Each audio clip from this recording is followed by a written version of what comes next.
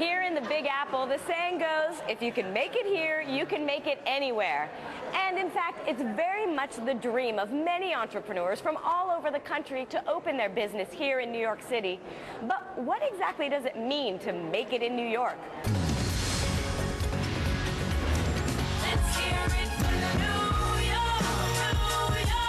York. New York has a style of its own. These streets will make you feel brand new. This is a tough market. This is New York City. This is not the landscape for the weak, for the undercapitalized, you know, the people who don't want to work 4,000 hours a week. That's Hope Consolo. She knows what it takes to run a successful Manhattan retail store because she's one of the city's top real estate agents. Okay, I got the email. So what are we going to do? As chairman of the retail division at Prudential Douglas Elliman, she says she often sees numbers that could take your breath away. If you cross Park Avenue, it's $500 a foot. If you go to the next block and you cross Madison, it's $800 a foot. As you get close to Fifth, it's $1,000 a foot. It's only money. It's only money. If they make a lot of money, they'll do well. But really, it isn't only money. She says that making it in New York depends on many other factors as well. It rains, maybe nobody goes out. Maybe the store manager doesn't show up. Maybe something's wrong with the window. They're there waiting for customers. So why would anyone doing fine someplace else want to open a shop in New York? If you're in Connecticut, people don't count you as anything, even though our stores on Westport and Greenwich are fabulous. It would be, oh, you're in Connecticut. Oh, you're in Connecticut. You're not in New York. So we want you to be in New York. That's Lori Parent. She owns 2 women's resale stores in suburban Connecticut. Both are called Roundabout Designer Consignments. What really made us want to do business in the city is just the cachet of being in New York. Last year, she opened not 1, but 2 new stores, both of them in New York City. What I was shocked at is the security deposits involved. I knew the rents were going to be higher. That just went without saying. Before they even will negotiate a lease, they want to know that you could pay between 6 months and a year security deposit. With 2 landlords, each demanding a year's worth of rent as security, Lori was forced to take a large bank loan, on top of using much of her savings.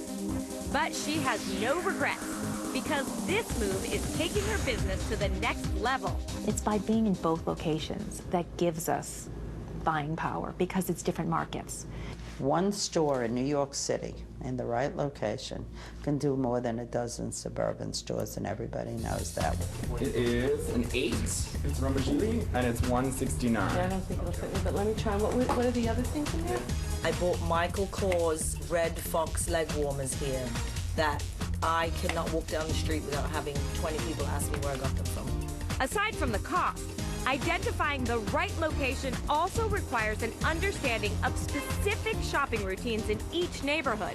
It matters what side of the street you're on, what corner you're on. Are you on the northeast corner? And I thought, that's just ridiculous. But it's not. People have their walking habits.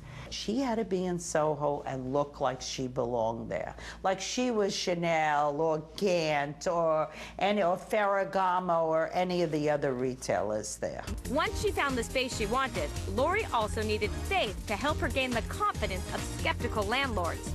Our dresses usually range in price between $250 and $500.